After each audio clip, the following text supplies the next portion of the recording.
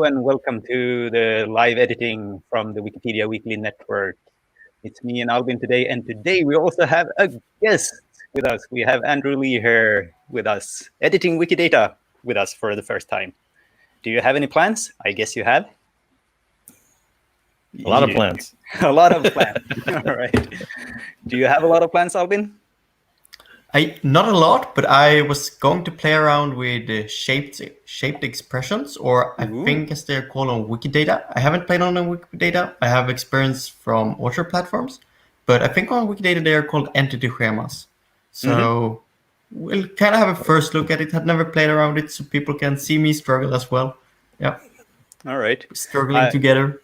Yes, I think we're going to be struggling together today, because I was asking before also on Twitter if anyone wanted me to edit anything special, and someone said, well, edit some messy items, because in doing that we can all learn. So I was first going for a cake, because cakes are in general very messy on Wikidata, because we have so many words and local variations on Wikipedia that we have a heavy number of different cakes, and they're all connected in strange ways. But I thought that was even much too hard for a half-an-hour session, so I'm actually going for a salad, and it fits well here in where we are in our time zone is later on in the evening, so a little bit lighter, both for mind and body. So I'm going to kick off and start, and yeah, you will. I hope you will help me figure things out here. Oh, that's not my screen. Here's my screen. So I'm actually going for the Waldorf salad. That's where I'm going to start. And right off the bat, I see that we're missing a description in Swedish. So I think oh, no, I'm trying to edit the video screen. That will never do. I think Nicholas says food in general is far from perfect. That's what he said. Yes, that has been my. I've been working a little bit with this menu challenges for some years, and I noticed that as well. And I think that's also, since it's such a common denominator for people, I think it's important to get that, like, some sort of connection. Of course, we have different local variants of dishes, but still trying to figure out what is what and how are they connected. So we're going to just start with a description here, so it's going to be easier for people to have. And here we have something tricky immediately, and it's the instance of a dish and subclass of a fruit salad. And usually when we have instance of on Wikidata, we're talking about a specific item. So for humans, it's an instance is a person. And for, I guess, for book, it would be not only the edition, but this very book that is in this library or in this museum or something like that. So that's what we want for instances of. And then we have subclass of fruit salad. I was actually I was reading the English Wikipedia article, and it also said here, like, it's an appetizer or light meal.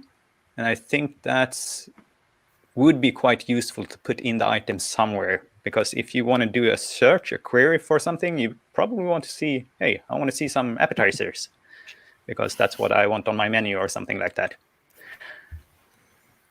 And with that said, I always wonder for food, is there any way in Wikidata to say, like, every version of this salad has these 4 ingredients, but then there's kind of like priorities, like then most of them have this, some of them have that, and very few have this. It's kind of like there's no real way in Wikidata to say these are the core ingredients, these are the secondary ingredients, these are the optional ingredients. Is there something like that or not? Yeah, not really. You could possibly do it something like you could have a subclass of a Waldorf salad, like if it's Waldorf salad with something else. Right. So that's the way you could actually model it. But it might be tricky if the subclass is rather missing something than adding something. Right. So I don't think we have a good way to do that. But here I'm going to add another subclass. So it's not only fruit salad, which it is, but I'm also going to add appetizer. Find it, appetite, not hors d'oeuvre. That seems specific. Or maybe it is that one.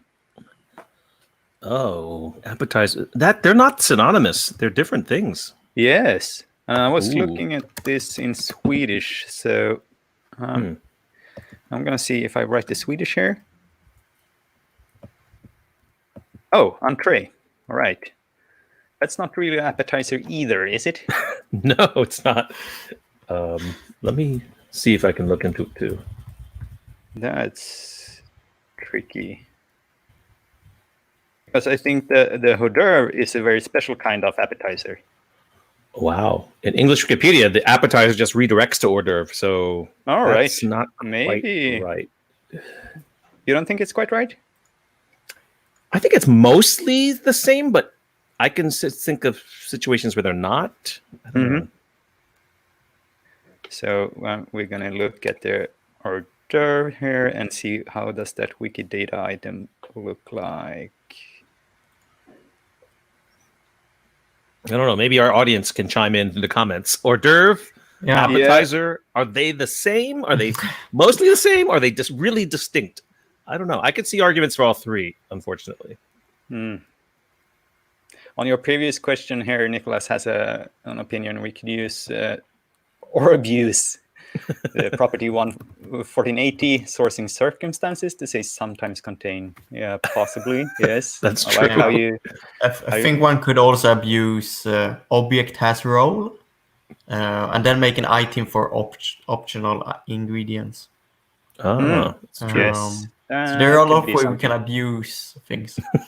Yeah, I like the thing you suggested. It's going to fit in how we're going to see how other things in food are made. So it's not it's not a bad idea. We could try to see what the autocomplete says. Optional ingredient. Yeah, or just optional if there's something generic. Yep. That might be true. But I think from this item that it seems food items served before the main courses of a meal. I think we can go with this. So I'll put that in here. That's this one. And then since these are, we can go back here. This is already a subclass of a dish. So I'm actually going to remove the instance of a dish here. So I'll go to edit and remove it. Otherwise we get these parallel trees. We have a very nice little image here. I'm just going to quickly check in on the structured data since we did that last time. Now we're not really editing Wikidata anymore, but just get this like double directional pointers back and forth. And then we'll check the category and see if there are any specific image here that could also be used, because we have a number of different kinds of image properties that could be used, but I don't think any of these are a little bit small for you here. I'm going to zoom in a little bit. We have some with preparation here, but we don't have that image property. All right. So closing that one down, heading back to the item here, Inception 1893. I guess we can find a source for that here in the... We even find another value for it with sources. So that's interesting. That makes me curious. Why does it say 1893 here? Is this some vandalism that has been going on? Because that's a type of vandalism that can be quite hard to actually notice. Mhm. No, so someone just added it without anything. So I'm going to just change it to 1896. The origin stories of salads is quite complex if you think about it. There's lots of disputed, where the salad was first served or invented, and Yes. yeah. But I guess this one, since it has a quite specific origin story, I think this one Right. is a little bit easier. Right. And we're gonna Hors take a look d'oeuvre is at actually not an entree. This is Larissa says hors d'oeuvre is actually not an entree. They are small dishes you have apart from the proper menu. Mm-hmm. Well, I think that's what we can say about an appetizer as well. Mm-hmm. Yeah. So But Nicholas also is looking into the sources, so we'll wait to hear back from him to check the sources. All right.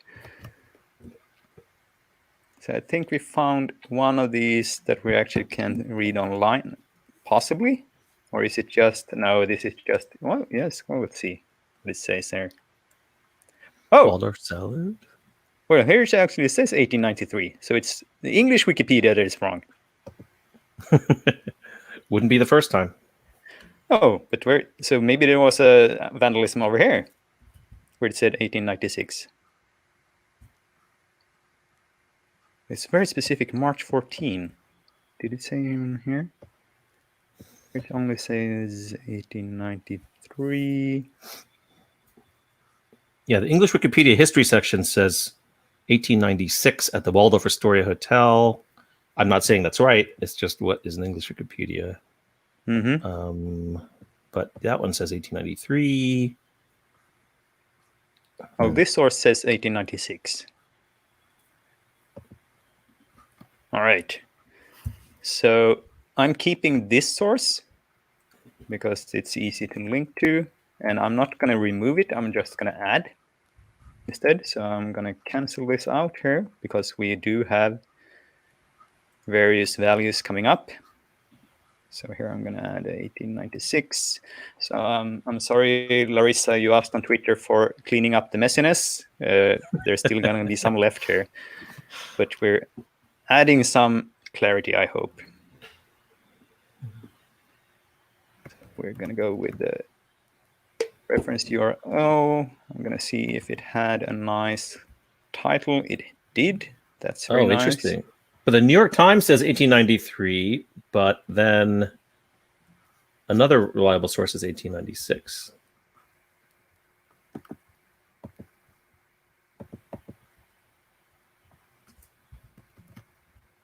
The source for 1893 or the competing sources. What's the English for getting the today's date here? The property. Let's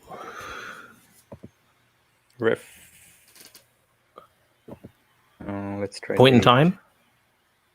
There's a retrieved. Oh, retrieved. Okay. Yep, that's what we want. And it's going to be today. That's good. And did it have a date here? So actually, I'm taking some more time now to fill out these references. And that has become a habit for me now because we're actually are using that in some of our info boxes on Swedish Wikipedia and collecting the title and stuff like that because people don't like it when it's just a raw or bare URL. And we now have the functionality to bring the other thing in. All right. So I'm excused here because the old French menus. That's good. Named after Waldorf Astoria Hotel. There's a flag here. Applies. Is missing a qualifier. Applies to name. What? Applies to part.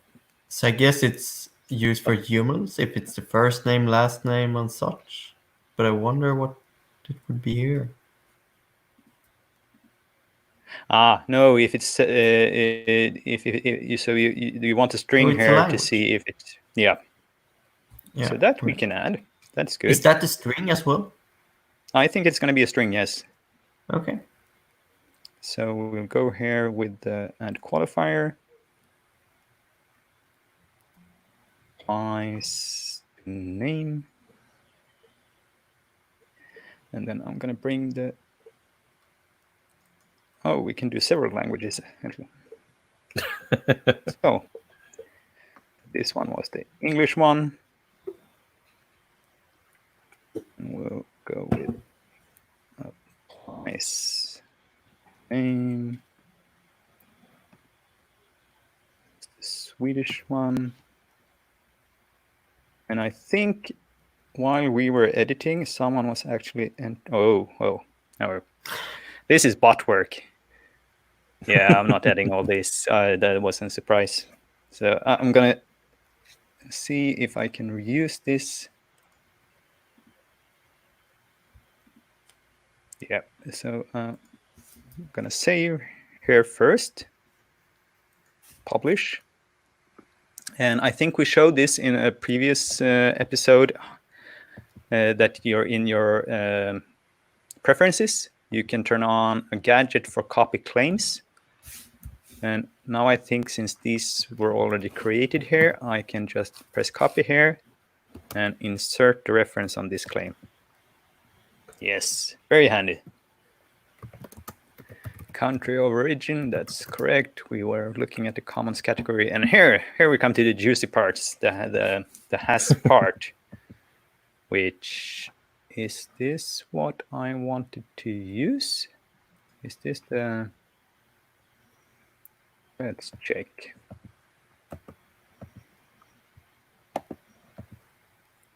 No, this is not how we model food. We don't model food with the has parts. We model the food with the property material used. Yeah. Mm-hmm. So now let's see. So the material used is the property.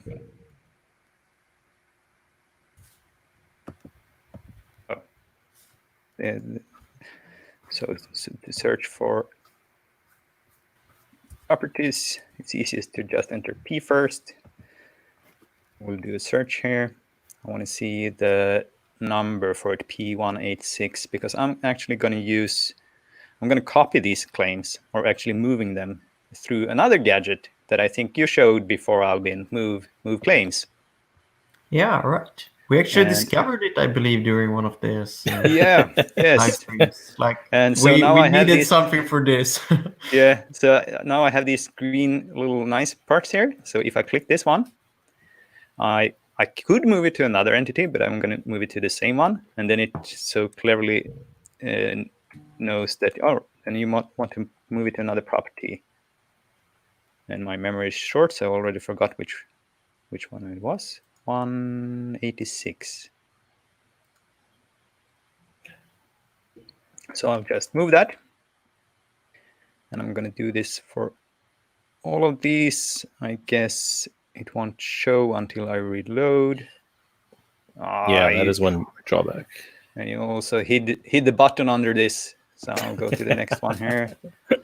This was nice, though. It just moved. That was quick. And we take the last one, and then we'll have to reload one.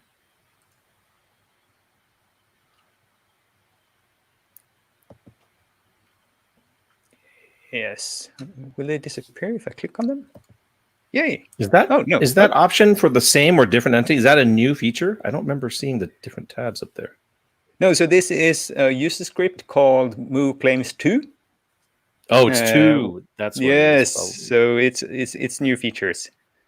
I shall change it now. I don't know how old this one is, but it's very good. I like it a lot. And let's reload this page and see how it actually looks now before doing more work. Oh, we got a note here from Nicholas as well. It's a rabbit hole. Yes. Usually the case. And sometimes they're actually it's not only on Wikidata they're rabbit holes. There are rabbit holes in real life. Yeah. Right. Which makes things very tricky to model. Why do we have Yes, we should have a single value. Someone is best. I don't know which one is best. But now at least we have the material used, and now I'm gonna go and reuse some information from the English cookbook of Waldorf salad. Here it's actually specified a Granny Smith apple. That's quite interesting. I'm not sure how to model that, because this apple is the fruit, but it could be from any. Do you have any ideas for qualifier for that? Could you add species as a qualifier, or are we abusing something again? Like taxon? Yeah, exactly. Taxon. I think we are abusing something, I but think it's so. technically. Let's see what. I'm not even sure this is a taxon. Don't we have Granny Smith apples even?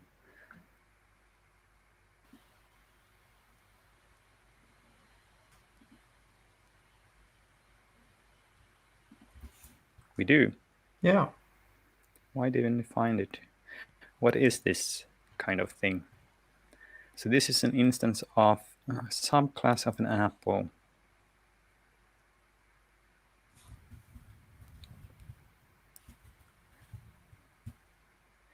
So usually for taxons, we have produced by taxon, where the apple is. But this seems to be not a taxon. This is something else.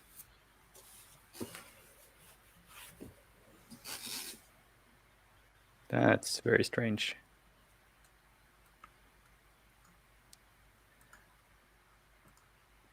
I'm going to skip that one for now, but I'm going to add the property. And what was the English one? So we're going to have one apple. And we're going to create a recipe of this. And then we had how much mayonnaise? 2 tablespoons. So we're adding quantity again. I'm wondering whether you ran into conflicts in your own Wikipedias about this. There's a lot of edit wars in English Wikipedia, at least, about putting quantities of specific recipes in the articles. Yes. I think that could be... There were 2 types. Oh. Were there 2 types? Now I wonder how many people does it's this Red Delicious as recipe well. apply So did to? 2. Yes. This applies to 2 servings. But how do I know that when I look in Wikidata? Yeah, what's the serving size? Where do we specify that? I think the so it says 2 servings somewhere. Oh yes, it says over there. So we should half everything. I think. Yeah, if we want it for 1, yeah. Yes. So how the way I figured out this is that someone has been doing a lot of work for cocktails and drinks. Right. And then their serving size is always 1. Right. So I think keeping it to a serving size of 1 is the simplest. But now, well, so then we need to do some math here. There's 1 tablespoon. That's easier. But as Larissa pointed out, it was 2 types of apples and different types of apples. So it's 1 Red Delicious and 1 Granny Smith. So we would duplicate the statement, right? Yes, but then we actually need to qualify it with something.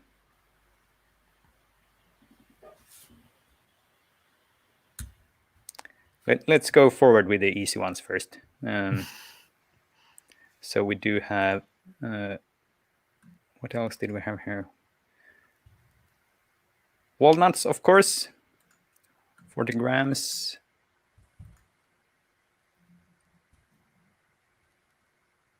Now we want this one.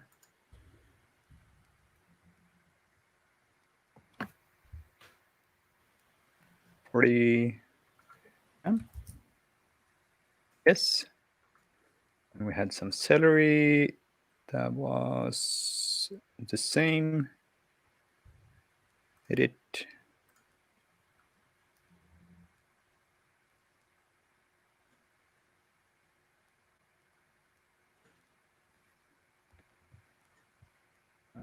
Publish. And then I think that the lettuce is just garnish, but 6 large leaves. So all right. So 3 leaves. No.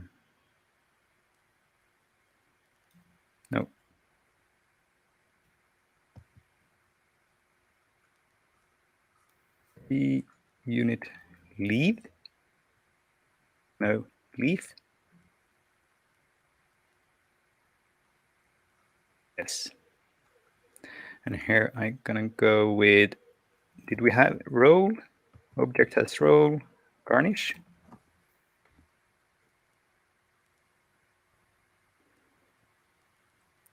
And then we'll add some raisins.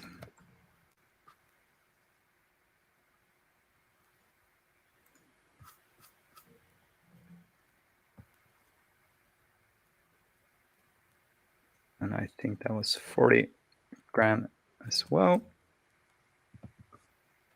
What else did we have? Sugar.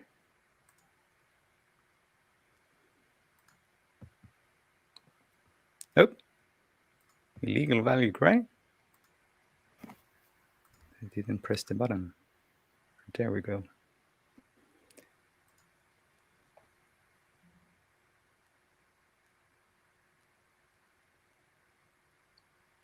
And that's gonna be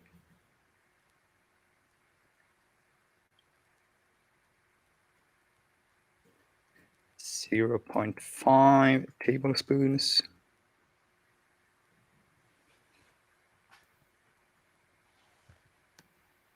No, not 5. 0.5. Yes, better, but should be an integer. Oh no. I'm not sure we can, we can, no. So even with milliliters, it's 7.5.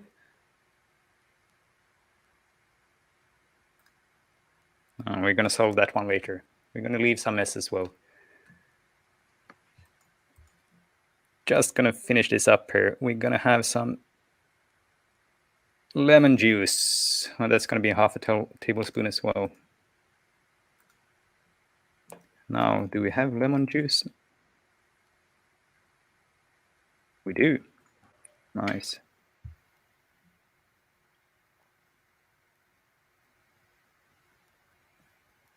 I'm writing this in Swedish because there seems to be a lot of quantity properties. So I want to be sure to hit the right one. And go with 0.5 here as well, tablespoon.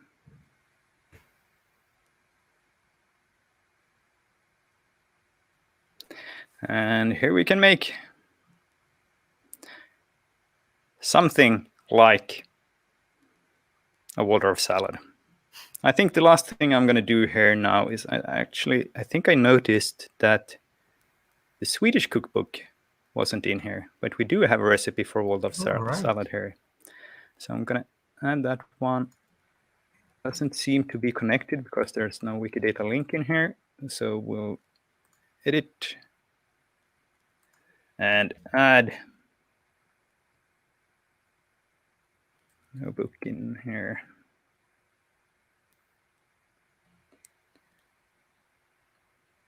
All right, I'm still gonna have some cleanup to do in this little bit of a messy item, but it's a little bit better, and someone can get a little bit of a better clue of what it is.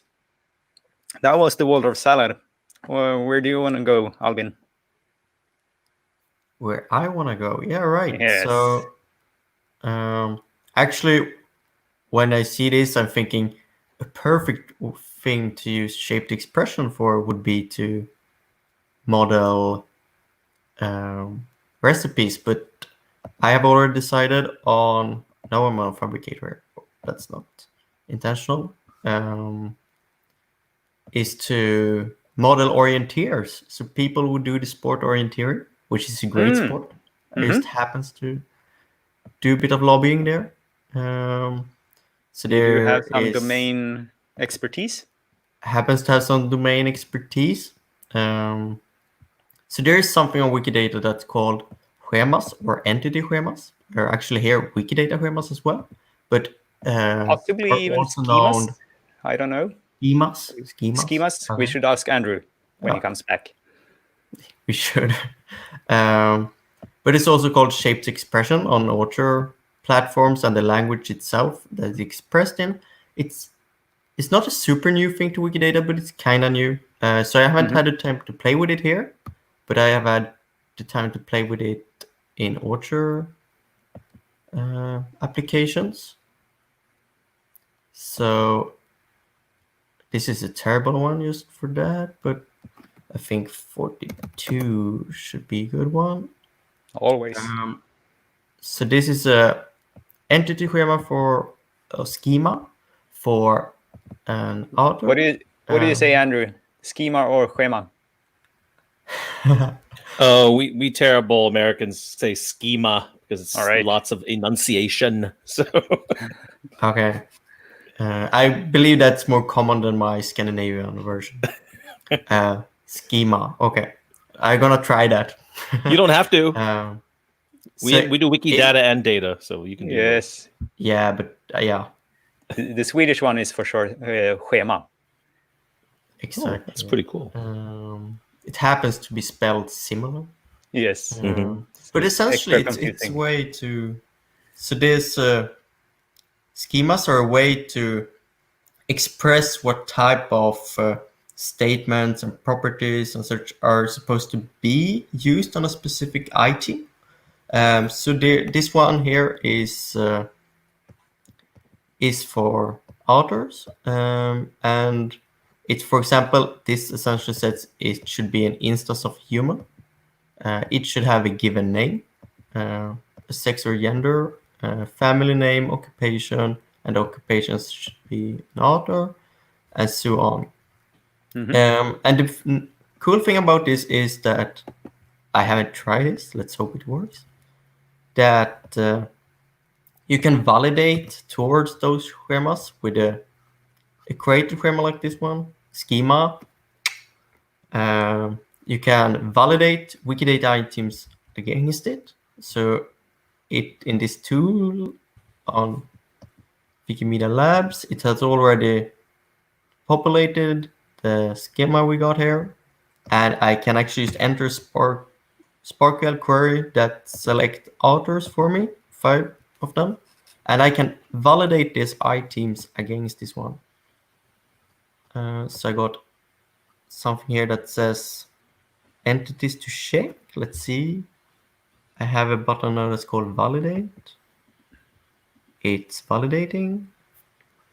So it has validated, checking that all these properties are present on the items. All right. Validated. So I'm thinking we should create one of this, but for an orienteer. So to get started, I have picked out 2 well-known orienteers that we can look for properties to use and such. One of them is the French one who aren't active anymore, who are active in the sport, but not as a competitor, Thierry Chouchou, a France orienteer, and a known Swedish one, Tove Alexandersson. So looking at the properties here and trying to put something together. So there is something on the list of special pages. I think this is the easiest way. Create a new entity schema. And then one could start just typing one. I am gonna be doing it slightly differently. I am gonna copy this one. Seems like a good idea. I was just gonna ask that. Because that's how we do it. Yes. I am gonna remove example queries for now. I'm gonna rename it to orienteer. I'm also gonna give it that label to begin with. Family name, occupation. We want to change out occupation later on. I believe, if I remember this correctly, for example, when it looks like this, is that this property should be present, but the value is optional, or the entire statement is optional. But here you can actually give it like a list of valid values. So for example, there could be multiple occupations or any other statement that applies here. Similar, if I read this correctly, with external identifiers. This is actually modeling so the qualifiers, I believe. But I think we could start from this one to begin with. This is essentially saying that we should start with it. So you can see that given name is kind of a sub item on the main item. That is,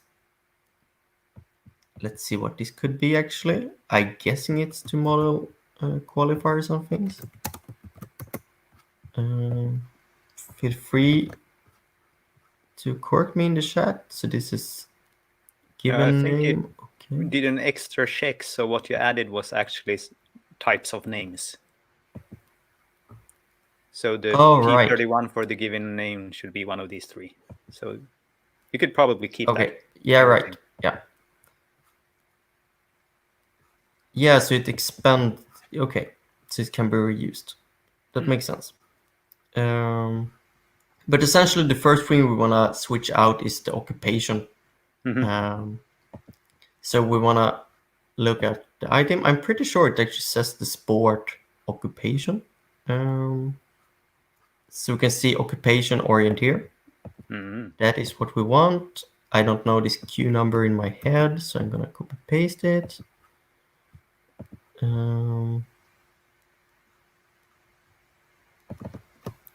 Just want to do it like that. We got an occupation. I'm going to remove this VF ID because it's not that common among sportsmen and especially not orienteers. We're going to add a few Orchard ones in there.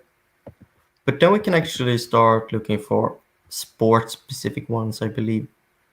So, for example, country for sport is essentially a very important one because you can have one citizenship, but something entirely different that you compete for various reasons. And I guess it's also quite common to have the same value there? Yes, I believe so. So let's see. We're gonna, before we save this, I believe we can actually try it out to try to validate items, but I wanna create something that can fail first. And this shouldn't actually be optional, but I want this to be any item, which I believe is written this way. Looking up here, I believe this is the case. It was interesting that the author didn't have the citizenship. Yes. So essentially what I believe I'm saying here, we're going to try it out later, is that we want the country for sport statement to be there, but we doesn't specify what value it has. So I guess one could do that. This one should be an instance of a country and such, but it's not really necessarily, I believe, because it you see it from the statement itself. So something else I want to add, I actually want to have the country of citizenship as well, just because it's it's similar but still different. So it's relevant to actually see if they have decided to compete for a different country. We will need to check this syntax later. I might be writing something entirely unexpected.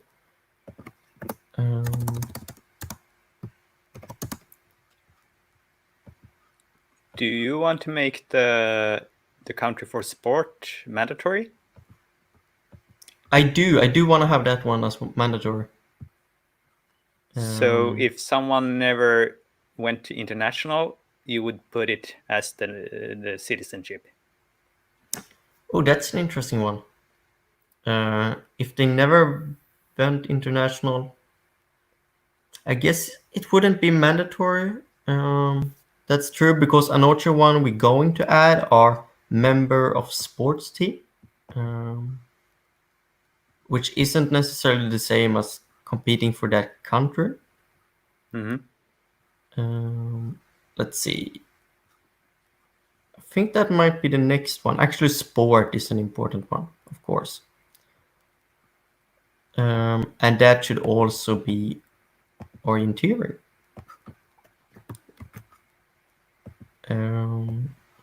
So let's see here. I believe that's... I just looked at it. I should really know. This editor has potential. That was a nice way of framing it. Yeah, that was a nice way of framing it, indeed. So here we want to say that Did you forget the the P? sport... I forgot the P, which the editor didn't tell me. That there's only one valid value here, and it's orienteering. Like that. And I assume this means that they're... So we wanted to make this one optional while I remember it. So it should look like that instead. Still kind of guessing. If people in the comments know this, It's feel so free it's done to... at the commons category a little bit up. Oh, there's a dot involved there. Okay. That makes sense. Let's see if this works out at all. So this was... We should really add something there. This was the sport. Now I'm actually going to start commenting this, even if the editor is like this.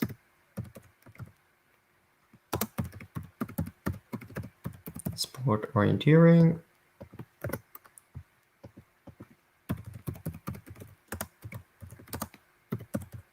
Country for sport. And that one, yeah, is optional. This is...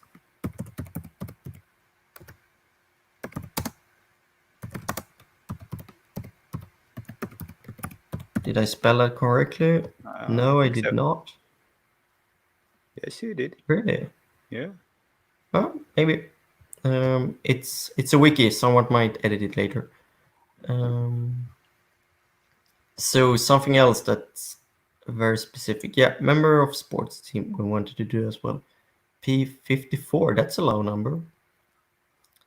And that also, I believe that's all the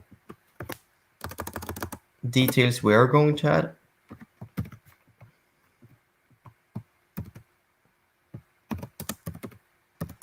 Member of... If this editor was just as good as the query one, we wouldn't need those comments. But I guess the more people that end up using this, the likelier it is that we're going to get a nice editor. So maybe we are contributing to this today. And this was 54. BDT P54. And the value, we have no clue. What the value could be all types of orienteering clubs, I guess. So I think that is what it's supposed to look like.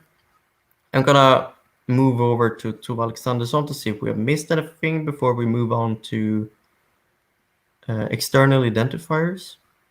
Oh, here are actually a couple of interesting ones. So adword received, as well as proficient of. Those are actually very important. I assume that it's common that orienteers notable enough to be in Wikidata would have received awards as well as participated in orienteering competitions. So let's see, it's 166. Let's see where there I am. VDT 166, and there was a P, and we want it to be optional, this one, because not necessarily. And also, what did I say more? 1344 VDT P 1344 dot, because it can be anything, it can be optional as well. Now, before we create this, what I believe we can do is to actually copy all of this and move back to this tool that we had accessible from another page. I can paste it all in here because I don't actually need to create the schema for this. And here I can change this out occupation in the SparkQL query to be orienteer. See if we can actually validate a few ones. We might get invalid ones. This can be because our schema is error some, or because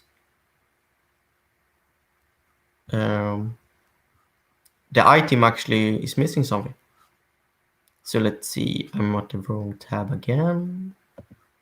There we go. And okay. So now what this SparkQL query says is that give me 5 people with the occupation orienteer. So I wanna double check. Can I copy this easily? Yes, I can. Copy the URI of a person. You see that, yes, it's an orienteer. Yes, this is a Finnish orienteer. Great. Doesn't have all of them, I believe. No, for example, not country for sport, but we can validate those. So they fail.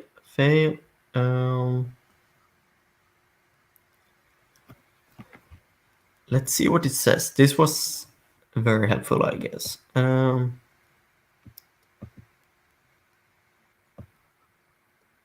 Orienteer validating Q33. Okay. As type node constraint. Yeah, that's true. Let's see where that one is used. Q. I assume this is a reference to something in here. Let's see what happens if I search for it. Oh, I can't actually find it.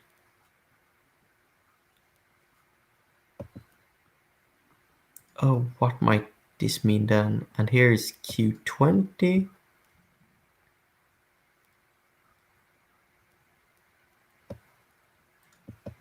And here is 145. Not found in set. Okay, so now I actually understand this. So one of these are claiming that they have Q1. This is the first one. Why did I close it down?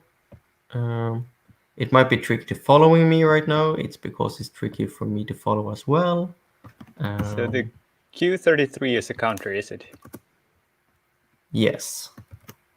So that must be it. That's Finland. Exactly. Let's just validate that here where everyone can see. So it says in my URL bar that Finland is Q33, as Jan mentioned, which means that there is an error in the schema. So you cannot, let's see where we have a country. Or is it failing for country for sport? No, it's failing for country of citizenship. So I need a way to say that there can be any item in here, I believe. Oh, I believe this might be it. It needs it. Your I. So if I do, let's see here, country for sport. That was not it. Country for citizenship. And instead of having an empty array, we actually want it to be something that points to another Wikidata item.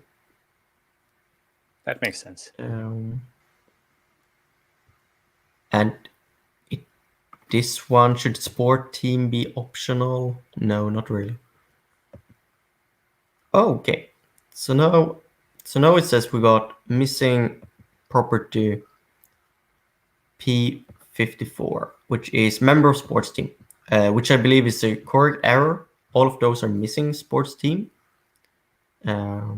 which someone should go about and correct. I believe that would be very tricky because there are a lot of sports team missing for orienteering. But we also got a couple of more errors down here. So this says error validating Q542 as node constraint, not found on the entity. Let's see what. So that's athletics. Athletics. So it's the sport that's not orienteering, I guess. So it would be, I can show you, we have this sport should be orienteering, and that's used for in that case. So still a valid error, I'm pretty sure. So I'm believing we're doing pretty good on this. And I believe also that this is the editor one should use when you create schemas, because we can just click validate, see the errors directly and such. And this editor wasn't very helpful anyway. So going here is probably the way to go. So I believe to actually finish this schema for tonight, I just want to add a couple of external identifiers that are very common on orienteers. And as I always say, external identifiers are always great because it just generally helps when people are doing bot imports and such, making sure there aren't duplicates. So I'm gonna go here to Alexandersson and see if there are a couple of orienteering specific, which I believe is very important. One is this one for the International Orienteering Federation Athlete ID. It isn't necessarily mandatory because there are a lot of orienteers that were active way beyond the time frame of this ID. This is quite recent one. I think it's in the last 5 years or so. I just happens to know that. So VDG, this external identifier, and we want to make it optional because an orienteer in 100 years ago wouldn't have this identifier.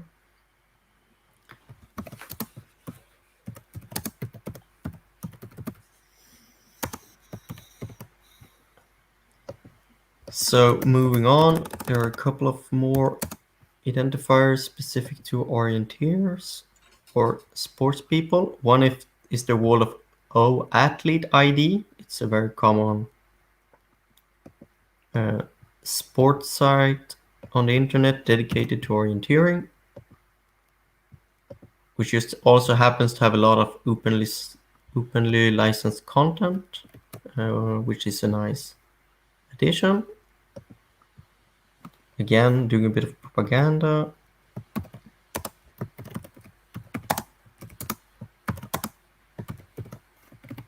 And again, it's a... Did I get that right? I look so. And it's, again, VDT followed by the property we want. And it should still be optional one. And let's see. Did we have any more on this specific torrent here? No. Let's see, Teresa show us well. Wall of O, International Orienteering. Oh, this one is an interesting one. International World of Game Association Athlete ID. That one I want because orienteering is a part of the World Games Association. Now I'm lost in my tabs again. All the time. VDT. Again, optional. I don't think it's super common for orienteers to be in that database.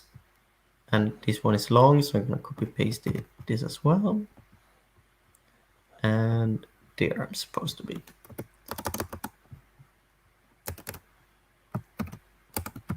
And I actually want to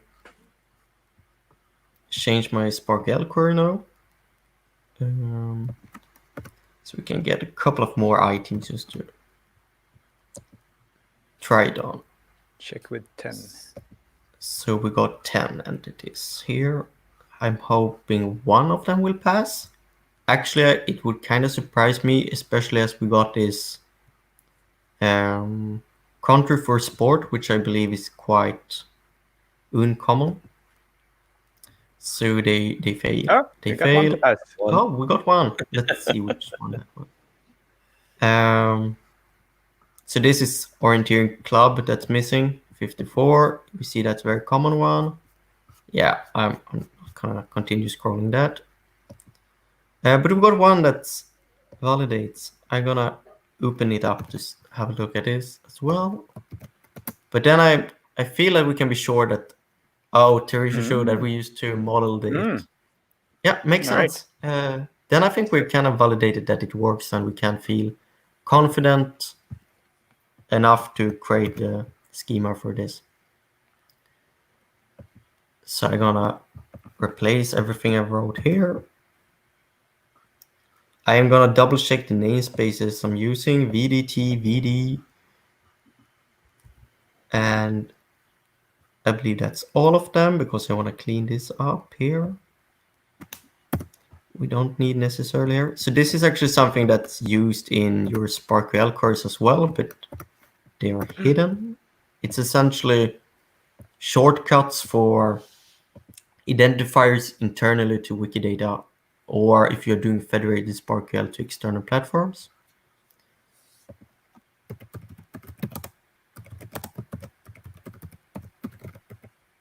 So I want to do a quick description and label in English for this. I want to create it.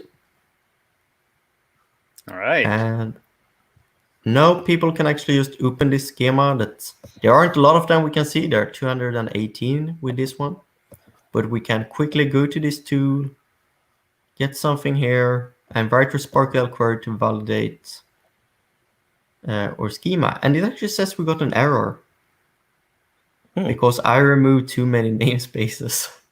All right. Right. You need XSD for time. Yeah. XSD, yeah. Let's see if I still have this one open. I do. Yes. Great. Then we know that you can get that errors as well here. So using that as an editor, I'm gonna publish this and click this button again. Oh, and now it's valid. And we already tried it out over here. So that's how a schema is made. I think this has real potential when we imagine future integration with Wikidata. That you can, for example, directly on the iTeam know the schema, click a button, get it validated and such. Yeah, and But for now, even now we can create a cradle out of this schema. exactly right. So Jan showcased this tool Cradle a while back, two times back, so Yep. a couple of weeks, and you can actually like pre-fill the fields in an item just based on this schema because it knows we expect these fields to be there. So you just fill those in and you have a new item created. So by creating this type of item, just more and more of them, I believe we also will expect to get better tooling in the future. Neat. All right. So you went for sports. I went for food. Where are you going, Andrew? I'm going for all the art of humanity. A little narrow topic. Small topic. No, I thought it might be interesting also to show you the.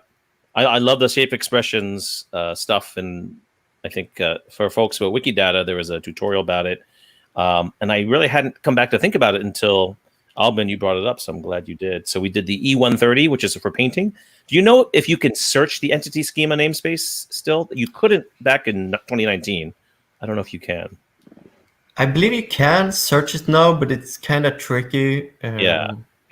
It wasn't totally clear to me earlier today. Right. So if you, I'll show you the one for painting before I go to show you what I'm going to be doing. So this is the one for painting. Yeah, it's pretty rudimentary. There's not a lot there right now, but hopefully more people will pitch in because there's certainly a lot of stuff you could put in for modeling, painting. Yeah. This is just a starter one I did at Wikidata Con, and then other people have jumped in a little bit more. But you're right. It really has a lot of promise. It really is kind of the future for Wikidata, but the language is kind of arcane, right? How did you find it? Yeah, so I happens to be familiar with it since before, but good. even then I had to do a bit of guessing and such. So I mean SparkQL is really tricky to most people, but because we got the editor we do, it works pretty well, I would say. I think it's rather friendly. You can introduce museum people to it, for example, without much effort.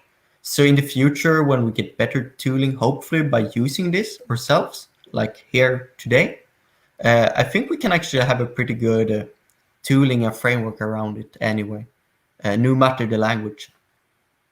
Right. Yeah, I found it, it makes sense when you read it, but I found generating it a little bit tricky. So I'll definitely have to look at more examples to copy them over rather than trying to generate it yourself. Yeah. Great. So if anyone wants to work on it, it's E130. So the URL is kind of tricky. It's entity schema, capital E, capital S, and :E130 in Wikidata. So yeah, what I thought I'd show is just some of the workflow that I've been trying to employ for putting in a few thousand, not few, like 8,000 plus items from the Met Museum that I'm working with in New York City into Wikidata. And we've done quite a number already, but now, so if you're talking like painting, statues, whatever, that's not too hard. Now we're getting to the long tail of some really specific stuff. Like it's starting to get really challenging, even for like art historians specialized in it. Can you imagine me, like average Wikidata person, like, what the heck is this thing? It's this ancient little hairpin from this dynasty of Egypt. And it's like, oh my gosh, what do I do with this stuff? So what is an instance of in Wikidata? That's the big question, right? So here's just a simple example. So this is an example of a Wikidata item for one of the more famous paintings that the Metropolitan Museum has. You might have recognized this is the portrait of Madame X right there. So when you put a artwork from the Met in, you want to say instance of painting, instance of sculpture, instance of something. And if you look at the object page that exists at the Met, this is what it looks like, right? So this is the object page of the institution, and it actually has some information about it here. And we try to bring as much as we can in the glam world. They call this tombstone data sometimes, because it looks like what's written on your tombstone when you're buried. That's kind of gruesome, but it's basically like a metadata table. There's also a API, so you can actually go in and look at, the real details of stuff, which is kind of cool, right? So what we're trying to do is how much can you automate the import of items based on one of the fields. So what we're doing is we're keying off of this field from the API. So if you say, let me look at the metadata for an object, And the one I'm just bringing up as an example is this thing, right? So this is not in Wikidata yet. We want to bring this into Wikidata. Had either of you heard of this word gerundol before? Gerundol? No. I didn't know what the heck this was, right? So what happened is you bring up the API and it says, cool, this is a gerundol. And I'm like, I don't know what that is. So what do you make it an instance of in Wikidata, right? Would you make an instance of a mirror or whatever? Well, what we'd like to do is look this up in Wikidata, right? So this whole idea of I've got something in this database, what is it equivalent in Wikidata? Is it a gerundol? Is it something else? So that's the general thing we call reconciliation in Wikidata. We have tools like OpenRefine. You might have talked about it in this show before. There's a tool that tries to automate the process, right? I don't think we have yet. No, we haven't. No. Yeah, it's a very nice tool, and it's very nice if you're like, here's a list of 1,000 human beings. Do those names exist in Wikidata as human beings? Here's a list of warships. Does Wikidata have those warships? But when you have, here's all the art that humanity has ever had, you can't really match that against Wikidata because sometimes they're spoons, sometimes they're paintings, sometimes they're vehicles, carriages, mirrors, rooms. I mean, believe it or not, there's a item in the Met that is a room, like a gigantic room is one item in the Met. So how do you match this? You have to do it kind of manually, unfortunately. So this is kind of the manual process that we do for matching. So I just want to show you what we kind of do. And I love ideas from folks who are listening out there, especially if there's folks in the GLAM world. I know Larissa is watching. She probably knows a lot about this.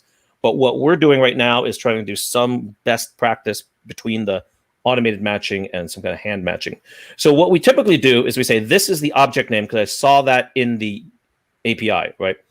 The Metropolitan Museum of Art has its own controlled vocabulary of object names, and it says this is a gerundol, and the Met has 18 departments. So some art historian specialist or furniture specialist said, this is what it is.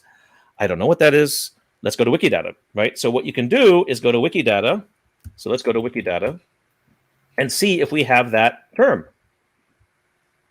And you look here, and it's like, ooh, we have two things. One of them doesn't have a description. That's not useful. Let's bring them both up just to see if this makes sense. So the first one looks like candelabra. So it is kind of like a candelabra.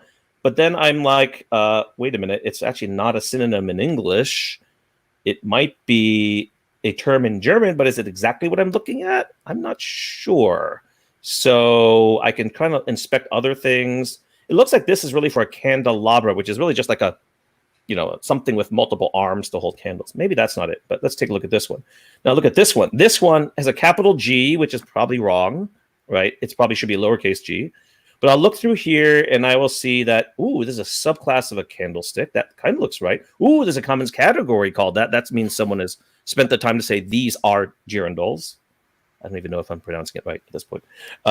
You can look at Getty AAT. So this is what I want to show people. This is a very respected, very thorough art thesaurus, as we call it, or glossary. It's a controlled vocabulary of art terms, which is really well respected.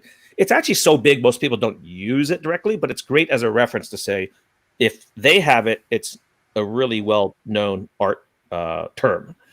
We got something confused here that's got two terms for AAT. That's normally not a good thing. That means you probably mushed something up in the modeling here. But let's go back up here and see girandol. Maybe it's the right thing. But let's go ahead and bring up the AAT item. So I'm going to click on both of these here. And I can see that, oh, look, the Art and Architecture Thesaurus has, in fact, this as candle holders. That's good. That seems to be better than using candle holders, which has kind of in one language, a synonym that's girandoles. And then I'm going to go over here and say, ooh, girandol mirror. So this is maybe two things conjoined, but shouldn't be conjoined, right? It probably should be split up at some point. So anyway, let's go back here and take a look. We can see that there are, in fact, 4 language editions that have an article about this particular type of thing. We can maybe check it just to make sure it is what we're looking at. It is an ornamental branch candlestick or light fixture. That indeed does look like what we're talking about here. So this is probably the right match. So you can see that this isn't like, oh yeah, check. You got to do a lot of little digging to make sure these things work. In fact, there's a lot of cleanup you need to do. So what I would typically do here is I would first of all say, unless it really should be a proper noun, this should be a lowercase g. right? It's not the title of a work, it's a term. And then we should probably put in a real description so other people looking at this can find out from the dropdown what this thing is actually. So what I normally will do is go to the Art and Architecture thesaurus because they have a pretty good description written by experts here. It's usually a little too wordy. And this is typical of a lot of art thesauruses. They always use plural for their terms, which is not what we do in Wikidata. So this is sometimes a little bit tricky to say, is that plural the same as this singular?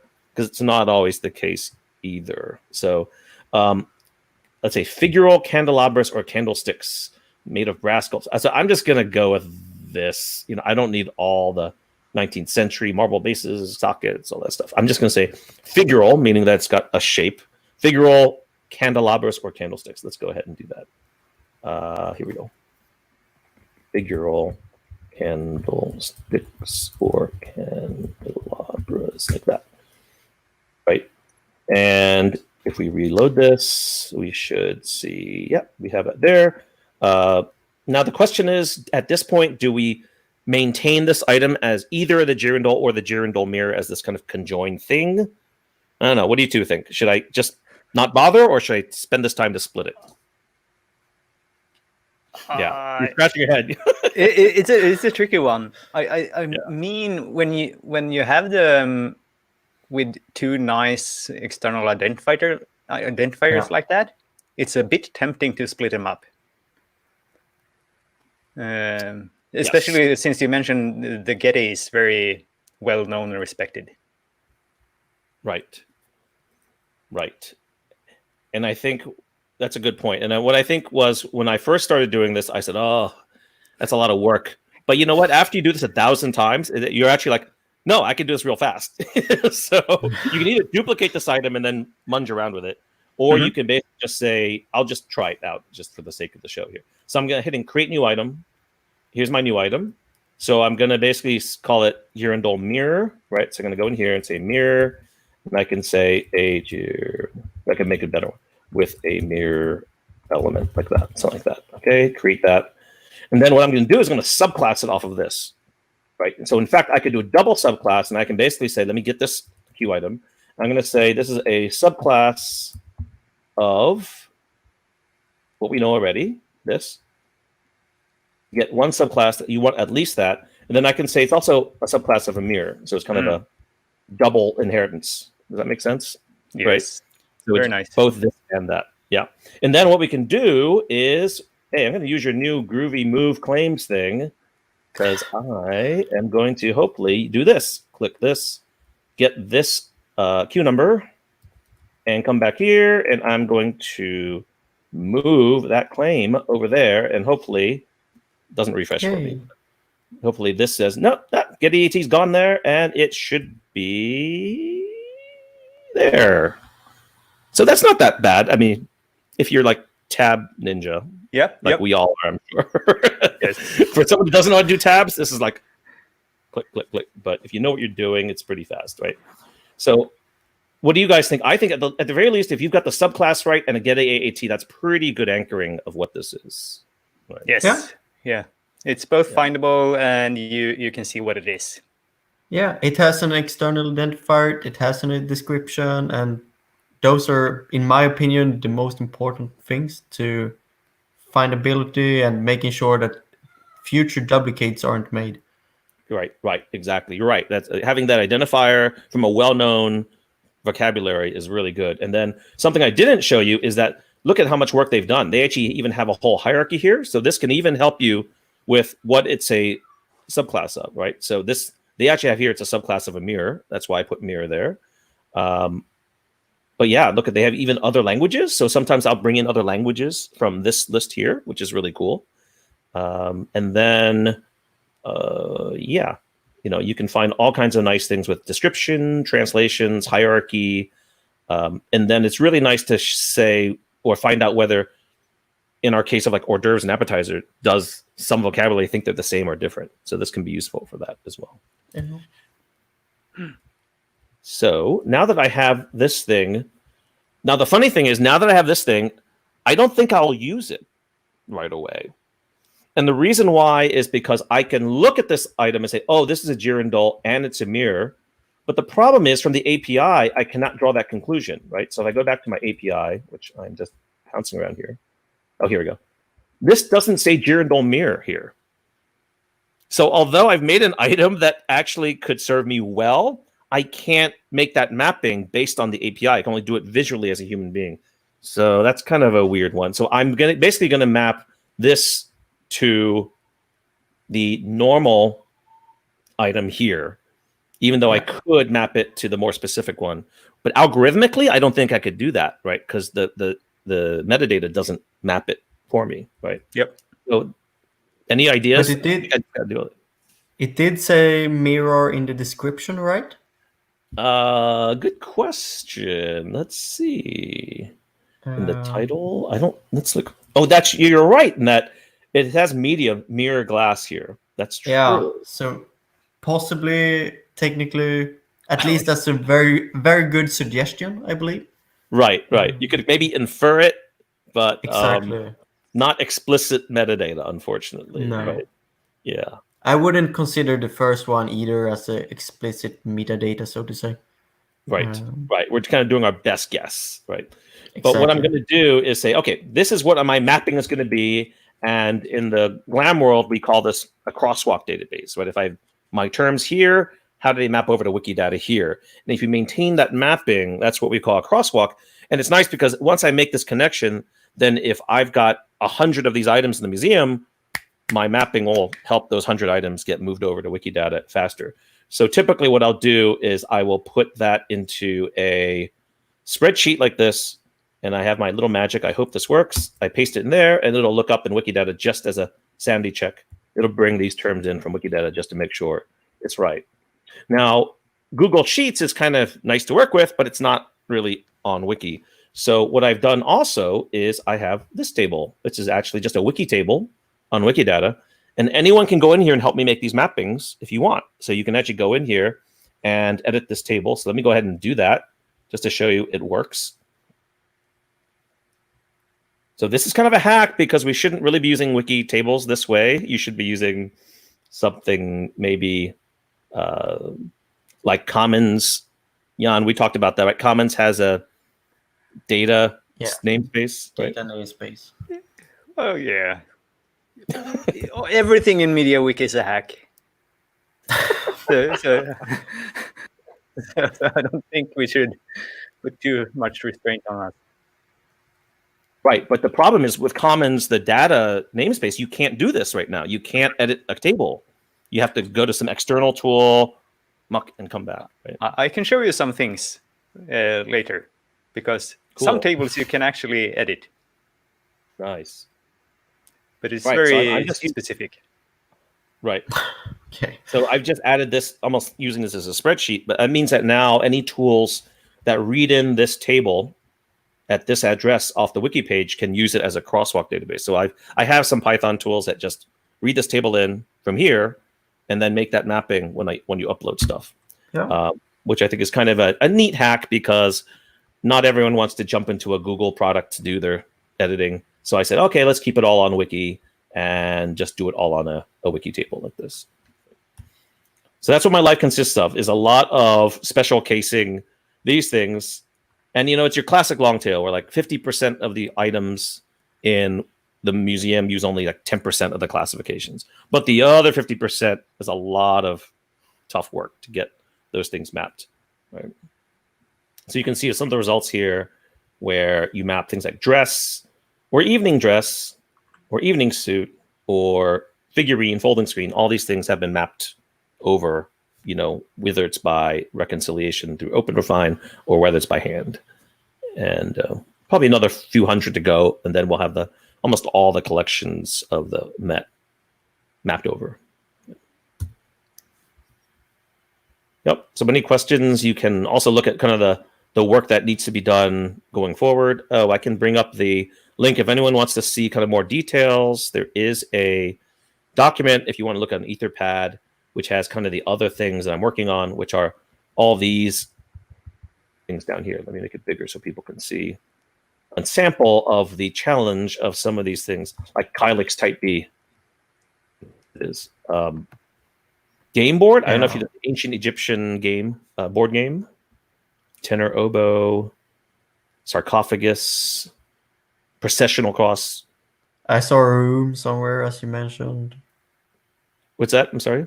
The room. You mentioned the Met had an entire Yes, room the as room. an item. I saw The it whole somewhere room. there in the list. But then I see easier things as well as oil lamp. I guess that one could be rather easy. Yeah. Right.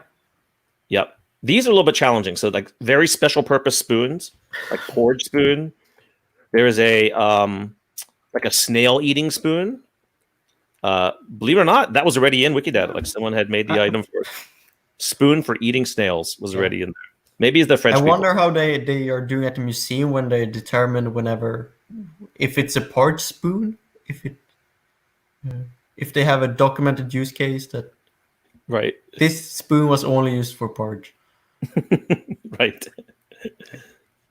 But I think the last observation I had was that this, if you look at the categories here, they're really quite interesting and very specific, but they are still very Western terms. So if you're trying to deal with the subtleties of the artworks of, East Asia or Southeast Asia or South Asia, they can be quite inadequate, right? So all the little pieces for like a calligraphy set in Japanese culture, there aren't terms yet completely modeled in Wikidata, and we need to work harder in that area. Or they might be, but there are no English labels yet, and it's very hard to find them.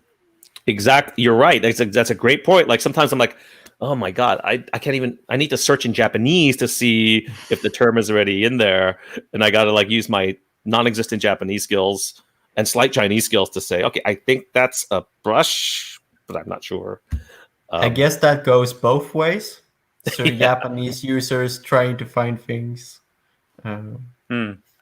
You're right. We see that all the time. Like there's a Wikidata item created by a Japanese user and one for English language user, and they're the same, but they kind of passed each other in the night because they didn't match the language back and forth. Right.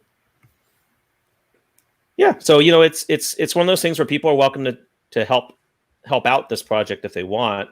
And we have had some folks, especially in like the fashion and textiles. So there is a kind of a Wiki Loves Fashion little group, and I gave them a little challenge to say, hey, help me map coat, dress, and these fashion terms. And that was really cool, saying that was a very discrete task they could help with, saying, let me look up this term and what's the best Wikidata match, and having to change things in Wikidata to help solve some problems there. And I think they found it quite interesting, and it was useful to us too. That makes for a great like weekly or month challenge, like have a small competition to see if we can match things or just even confirm they are missing. That's right. That's right. That's a great, very simple task for an editathon where you're not necessarily editing articles or doing big things, but just this crosswalk matching is very useful for us. Yeah. And there are a lot of museums which actually have their own vocabularies. I noticed from Sweden that it's not uncommon that each museum has a slightly different one from the other ones. Oh, you're being way too kind, Albin. Diplomacy. I work in cultural heritage, so I has to have some diplomacy. Yeah, no, you're being very kind, because you're right, and I'd love to hear your views on this. But I kind of came in, kind of not from any of these worlds of glam. Like I kind of came in all four at the same time in some weird way, and it's funny because there are folks in the glam wiki world that have always been complaining about how you can't talk about libraries and museums in the same way. They're very different in terms of their thinking process.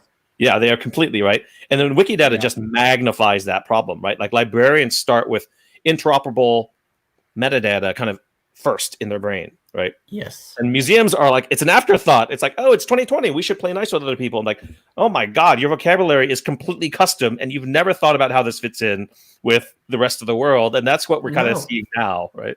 And sometimes they get a collection, a very specific collection donated from someone, and they figure things out especially for that collection. And then it kind of builds like a tree with different pieces and things. And you can kind of, people are doing research on this. We're all unicorns, yes. I think Larissa puts it excellently, because she lives in this world, and it's something I just kind of discovered, I wouldn't quite say slowly, but like every museum we kind of worked with in DC, because we're just chock full of museums, it's kind of like, you're right. It's like everyone's primary goal is, how do I deal with my collection to put it in my display cases for my use? And then when they try to integrate with Wikidata, you're like, oh my God, you've never thought about how you interact with the rest of the world, right?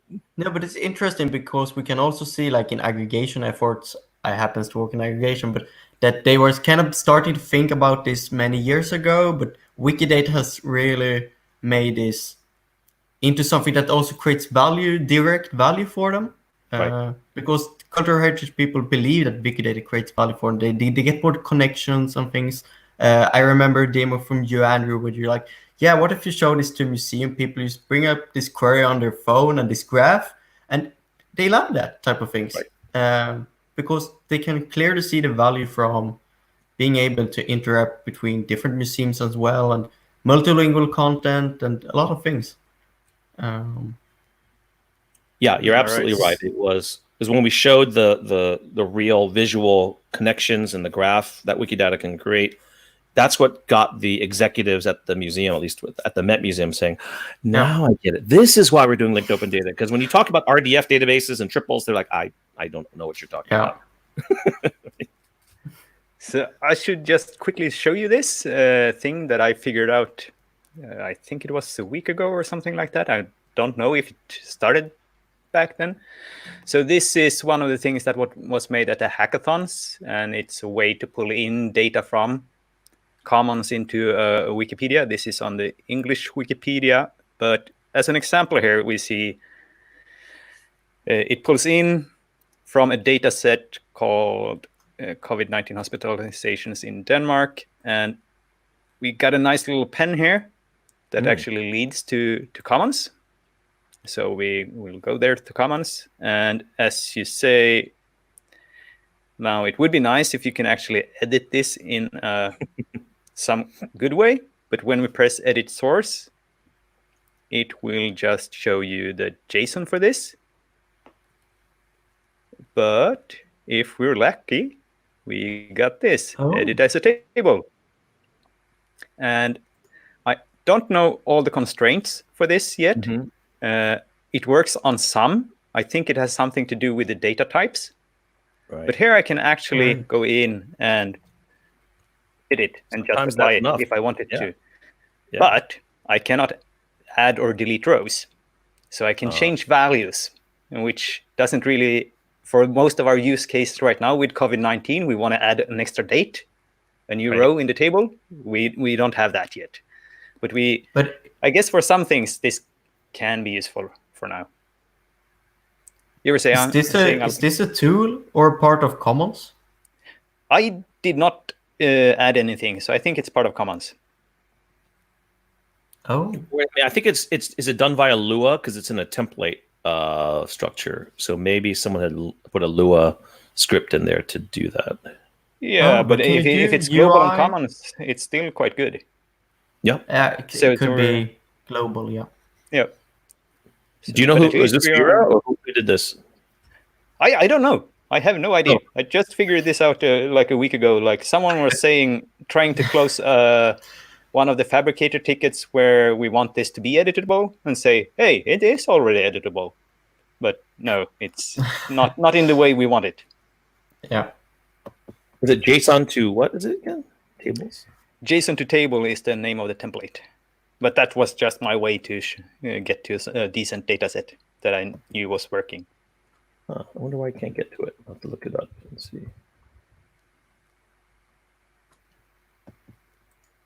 Yeah, I mean that essentially what I'm doing is with my scripts is the same type of thing, which is you grab the table, move into JSON, work with it, and spit it back out, and it's great. I mean, we need more tools that do this, with one click. Yeah, I guess for your use case, if you already have all the entire list of items and just want to add a queue number, this might actually work.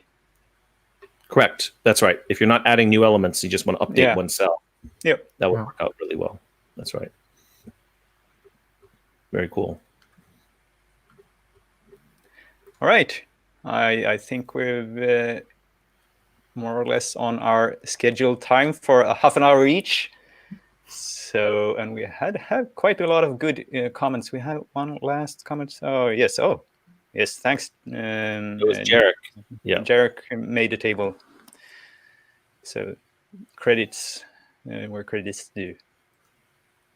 And I think with that, yep. Well, thanks for today, and thanks for joining today, Andrew. It was really cool seeing Thank you very much. Another workflow there. And bye.